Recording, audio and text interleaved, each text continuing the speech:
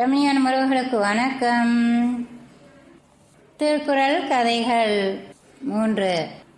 மலர்மிசை ஏகினான் மானடி சேர்ந்தார், நிலமிசை நீடு வாழ்வார். அர்ச்சகரின் ஆசை. அது ஒரு பழமையான கோவில். அங்கே கூட்டம் அதிகம் இருப்பதில்லை.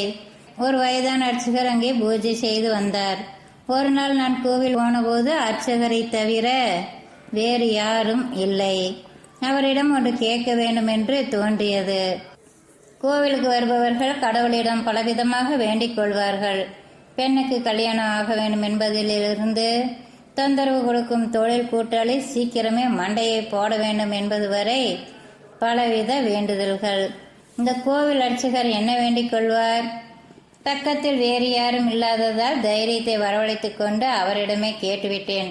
சாமி, கடவுளிடம் நீங்கள் என்ன வேண்டிக் கொள்வீர்கள்? அவர் என்னை கொஞ்சம் ஆச்சரியமாக பார்த்தார். பிறகு என்னிடம் சொல்லலாம் என்று தோன்றியதே என்னவோ. எனக்கு நீண்ட ஆயுளை கொடு என்று வேண்டிக் கொள்வேன் என்றார். நீங்கள் சொல்வது விசித்திரமாக இருக்கிறதே. உங்களைப் போன்ற ஆன்மீகத்தில் ஆழ்ந்தவர்கள் இறைவன் அடி சேர வேண்டும், அதாவது சொர்க்கத்துக்கு போக வேண்டும் என்று தானே வேண்டிக் கொள்வார்கள் என்று என் சிற்றறிவில் உதித்த புத்திசாலித்தனமான கேள்வியை கேட்டேன். நான் தான் இறைவனடி சேர்ந்து விட்டேனே என்றார் அர்ச்சகர். என்ன சொல்கிறீர்கள் என்றேன் சற்றே பயத்துடன்.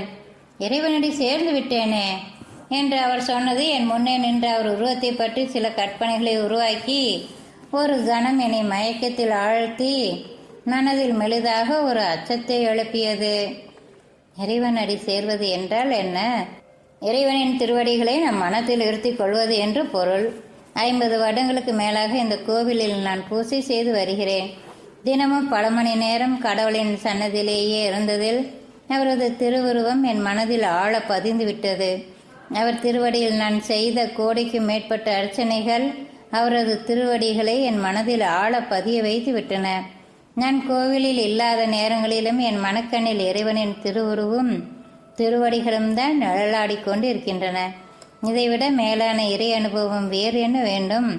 இந்த அனுபவத்தை இன்னும் பல காலம் நான் அனுபவிக்க வேண்டும் என்று விரும்புவதில் என்ன ஆச்சரியம் இருக்க முடியும்? என்னை எறியாமல் அவர் திருவடிகளில் விழுந்து வணங்கினேன். கடவுள் வாழ்த்து. குறள் 3. மலர்மிசை ஏகினார் மானடி சேர்ந்தார், நிலமிசை நீடு வாழ்வார். பொருள்: மலராகிய நம் மனதில் வந்து அமர்ந்திருக்கும் இறைவனின் திருவடிகளை சரணடைந்தவர்கள் இவ்வுலகில் நீண்ட காலம் மகிழ்ச்சியாக வாழ்வார்கள்.